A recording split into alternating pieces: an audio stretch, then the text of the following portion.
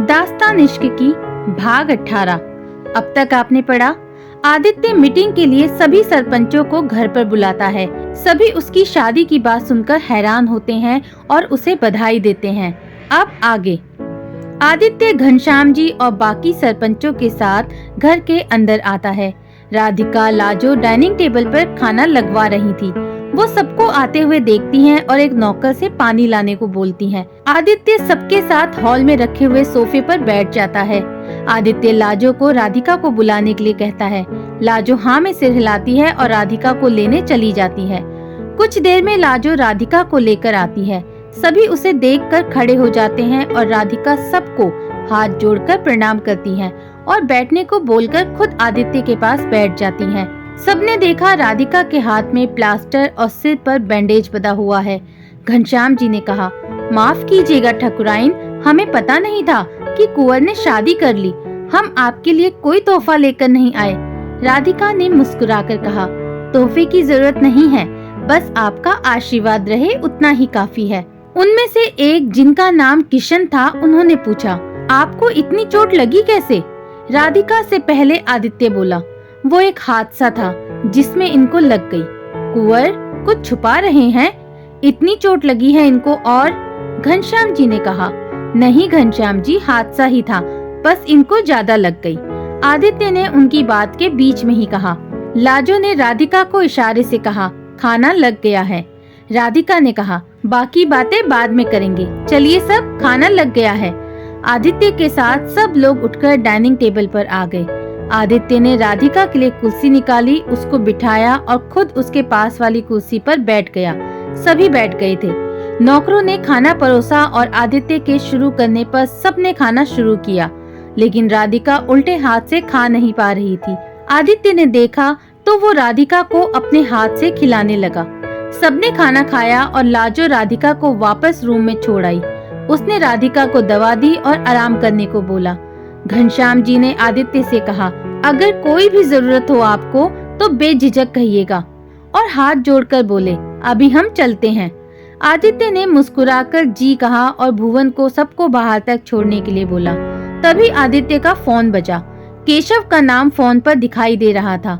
Aditya hall से सीधे study room में गया, फोन पिक किया और बोला, हेलो केशव, बताएं। प्रणाम कुंवर। कुंवर, आपने जो पता लगाने के लिए बोला था वो सब पता लग गया है। ओम ठाकुर फिलहाल तो कहीं नहीं गए हैं। विक्रम को चोट लग गई है तो वो भी घर पर ही है। सुधीर सिंह अपनी पत्नी के साथ उनके ससुराल गए हैं, कोई पूजा है वहाँ। दिनेश भी गया है। आदित्य ने कहा, और कुंवर, किसी का कॉल तो ऐसा आया नहीं, सब उनके रिश्तेदारों का ही था। उनसे मिलने वालों की लिस्ट मैंने आपको भेजी है, आप देख लें। ठीक है, अभी उन पर नजर रखो, कुछ भी लगे तो बताना। जी कुंवर, प्रणाम, कहकर केशव ने फोन कट कर दिया। आदित्य वहीं बैठकर कुछ काम करने लगा। शाम हो चली थी। आदित्य को काम करते हुए काफी टाइम हो गया था। राघव कावेरी को ऑफिस से लेकर आ गया था, लेकिन उसे आदित्य कहीं नहीं दिखा तो उसने राधिका से पूछा, भाभी, आदि कहाँ है? वो स्टडी रूम में है। अच्छा, मैं देखता हूँ। और लाजू जी, आपने कुछ तो अच्छा सा बनाया होगा ना, तो उसके साथ बढ़िया सी चाय अगर मिल जाती तो। बना रहे हैं, लाजो ने कहा। राधिका और कावेरी को लाजो की इस बात पर हंसी आ गई। राघव ने स्टडी का दरवाजा खटखटाया और अंदर चला गया। उसने देखा आदित्य मोबाइल में कुछ देख रहा है। आदि, उसने पुकारा। आदित्य ने बिना सिर ऊपर उठाए हुए बोला, क्या देख रहे हो? बिजी हो? कुछ खास नहीं, तुम बताओ। ऑफिस में मम्मी का फोन आया था, वो सब एक हफ्ते बाद आ जाएंगे और भाभी को ऐसे देखेंगे तो। आदित्य ने अपनी कुर्सी पर से उठते हुए कहा, बता देंगे उन सबको कि क्या हुआ है। थोड़ा होंगे परेशान, लेकिन और कोई रास्ता नहीं है। मैं राधिका को कहीं लेकर नहीं जा सकता, वो घर में ही सेफ है। हाँ, ये बात तो बिल्कुल सही है। और कुछ? केशव ने जो लिस्ट भेजी है मिलने वालों की, उसमें आकांक्षा भी है। आकांक्षा? वो तो लंदन में थी ना, यहाँ कब आई? पता नहीं।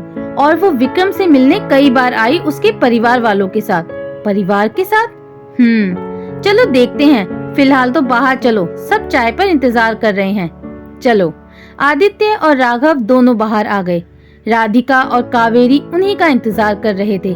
वो दोनों आए तो राधिका ने उनको चाय नाश्ता दिया। राघव ने बताया कि सब 1 हफ्ते बाद वापस आ रहे हैं। राधिका और कावेरी उनकी बात सुनकर खुश हो गयीं। राधिका ने कहा, सब आ जाएं तो हम आप दोनों की शादी की बात करेंगे।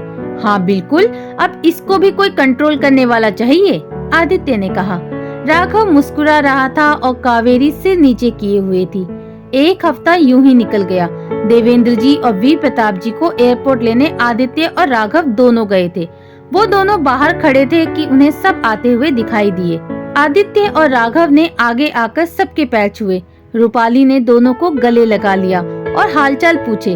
सब गाड़ी में बैठकर घर की तरफ चल पड़े। कुछ देर में सब घर पहुंच गए। कावेरी और लाजो दरवाजे पर खड़ी हुई थी। दोनों ने सबके पैर छुए और अंदर आने के लिए बोला। सब अंदर आ गए। कावेरी ने लाजो को सबसे मिलवाया। लाजो चाय नाश्ता लेने किचन में चली गई। देवेंद्र जी ने इधर उधर देखा और पूछा, कुंवर, लाडो नहीं दिख रही, कहीं बाहर गई है क्या? उनकी इस बात पर आदित्य, राघव और कावेरी एक दूसरे को देखने लगे। कावेरी ने कहा, वो अंदर है, मैं अभी उसको लेकर आती हूँ, आप रहने दे, हम आते हैं लेकर उन्हें। कावेरी रुक गई। आदित्य अपने रूम की तरफ गया और कुछ देर में राधिका को लेकर बाहर आया।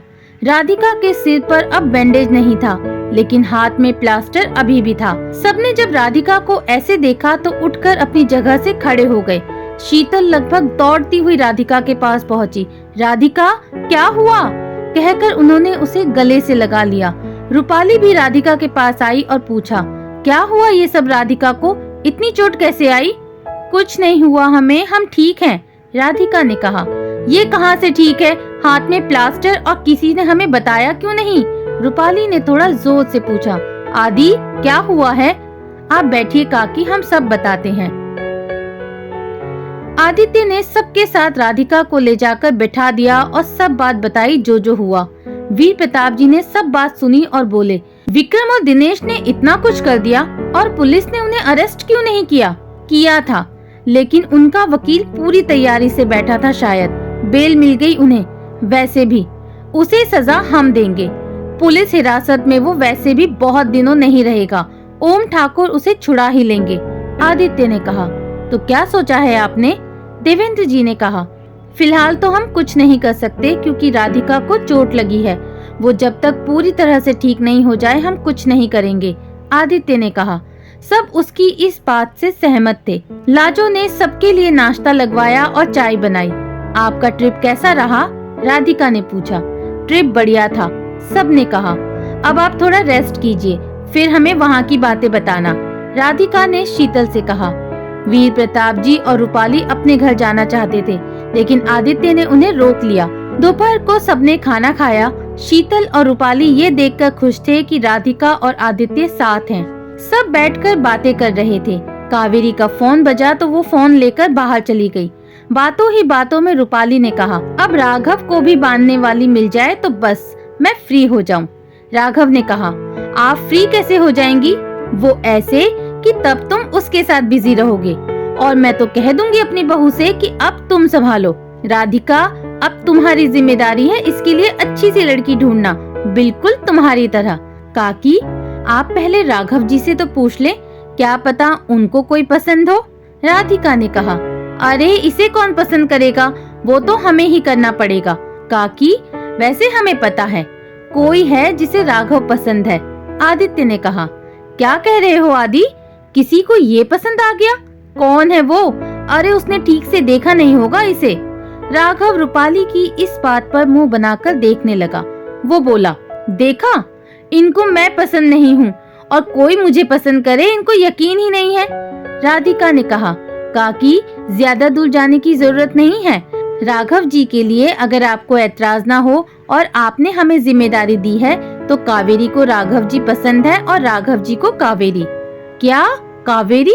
राधिका, क्या कह रही हो? इतनी प्यारी लड़की है कावेरी, समझदार और सुघड़। हमें तो शीतल जी ने सब बताया उसके बारे में। उसे ये राघव पसंद है? कुछ गलत सुना क्या मैंने? कावेरी से भी पूछ लो एक बार फिर, रूपाली ने कहा। नहीं काकी, आपने सही सुना है, आदित्य ने कहा। लीजिए, आपकी तो परेशानी खत्म हो गई।